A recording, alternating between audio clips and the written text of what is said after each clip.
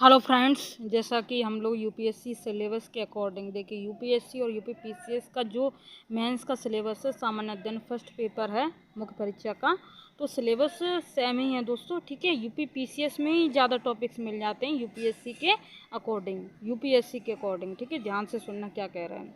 तो दोस्तों हम लोग एकदम सिलेबस के अकॉर्डिंग चल रहे हैं। एक क्लास आपकी हो गई है और सेकेंड क्लास यहाँ से आपको शुरू करेंगे हम लोग कला प्रदर्शन। ठीक है, तो इसमें हम लोग समझेंगे कला के प्रदर्शन में हम लोग समझेंगे भारत की जो प्रदर्शन कलाएं उसके सांस्कृतिक ताने बाने में गहराई से समाहित हैं, जिनमें नृत्य है, संगीत है, रंगमंच है आदि की अद्भुत विविधता देखने को मिलती हैं दोस्तों। ठीक है, और पीढ़ियों से चली आ रही ये कलाएं न केवल मनोरंजन का साधन है, बल्कि यह भारत की सामाजिक, धार्मिक और सांस्कृतिक पहचान की भी एक महत्वपूर्ण अभिव्यक्ति है दोस्तों।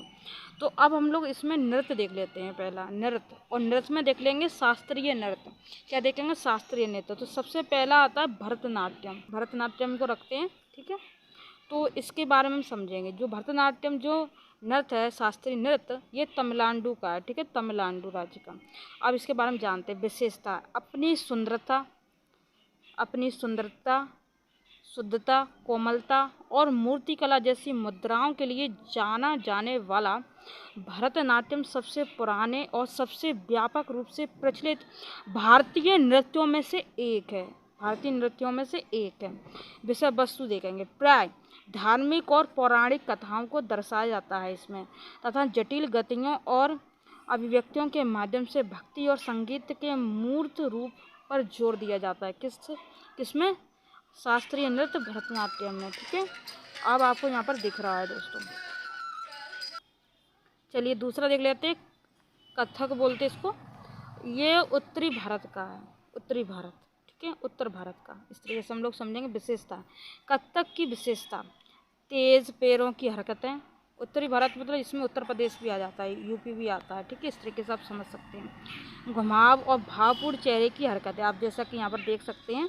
ठीक है, ये एक कथात्मक नृत्य शैली है जिसमें पारंपरिक रूप से कहानियाँ कहने पर आधारित प्रदर्शन होते हैं। विषय वस्तु, प्राय राधा कृष्ण की कहानियाँ या फारसी या उर्दू कविता की कहानी के इर्द गिर्द घूमती रहती हैं दोस्तों। चलिए अगला देख लेते हैं। कथकली। कथकली की उत्पत्ति केरल राज्य से। ठीक है, विशेषता अपनी विस्तृत वेशभूषा, जीवंत श्रृंगार और विस्तृत हाव भाव के लिए प्रसिद्ध। कथकली एक नृत्य नाटक शैली है जो नृत्य, संगीत और अभिनय के संयोजन के माध्यम से कहानियाँ प्रस्तुत करती है, जैसा कि आप यहाँ पर देख सकते हैं। ठीक है, विषय वस्तु मुख्य रूप से रामायण, महाभारत और पुराणे जैसे महाकाव्यों पर केंद्रित है। ध्यान से समझना। ठीक है, क्या कथकली और जो शास्त्रीय नृत्य वो किस पर? रामायण, महाभारत और महाकाव्यों, पुराणों जैसे महाकाव्यों पर केंद्रित है। चलिए अगला देख लेते हैं।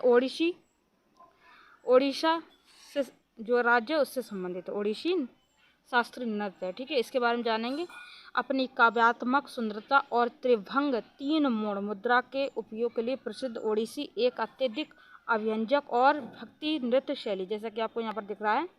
ठीक है, विषय वस्तु, प्राय प्रेम और भक्ति की कहानियों को दर्शाया जाता है जो मुख्यतः भगवान कृष्ण और अन्य देवताओं की कहानियों से प्रेरित होती है दोस्तों। ठीक है, आई होप आपको क्लियर हो रहा है एकदम बेसिक से।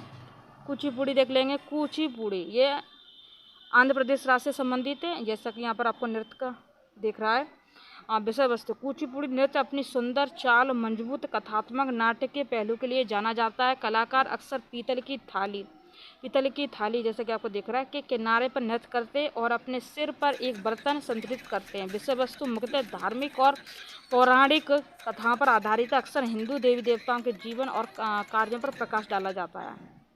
चलिए अगला देख लेते हैं। मणिपुरी जो शास्त्रीय नृत्य है वो मणिपुर राज्य से संबंधित है। वेरी वेरी इंपॉर्टेंट हो जाता है। चलिए देखते हैं।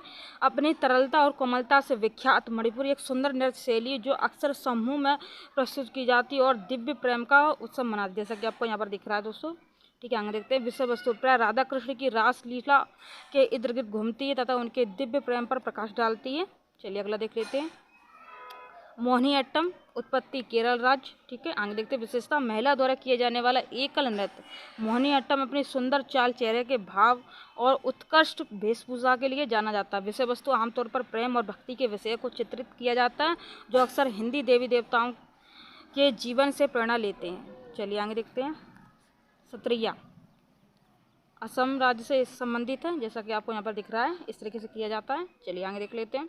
विशेषताएं, वैष्णव परंपरा के एक भाग के रूप में सतरिया मूल रूप से धार्मिक प्रथाओं के एक भाग के रूप में मठों में किया जाता था। तब से इसे विकसित किया गया है और मंच के लिए अनुकूलित किया गया, जो अपने जीवंत और ऊर्जावान आंदोलन के लिए जाना जाता है। विषय वस्तु मुख्य रूप से भगवद गीता और अन्य हिंदू महाकाव्यों की कहानी और शिक्षाओं पर केंद्रित है। तो सतरिया के बाद ख़त्म हो रहे हैं ये सब।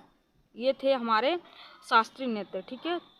तो एक बार फिर से देख लेते हैं। देखिए, पहला था हमारा भरतनाट्यम, एक हो गया, and second Kathak, third Kathakali. PDF चाहिए तो टेलीग्राम ज्वाइन कर लेना, वहाँ पर मिल जाएगा। ओडिशा का ओडिसी, ठीक है। Fourth and 5 Kuchipudi and 6 Manipuri और ये 7 सतरिया। सारे कंप्लीट हो गए दोस्तों।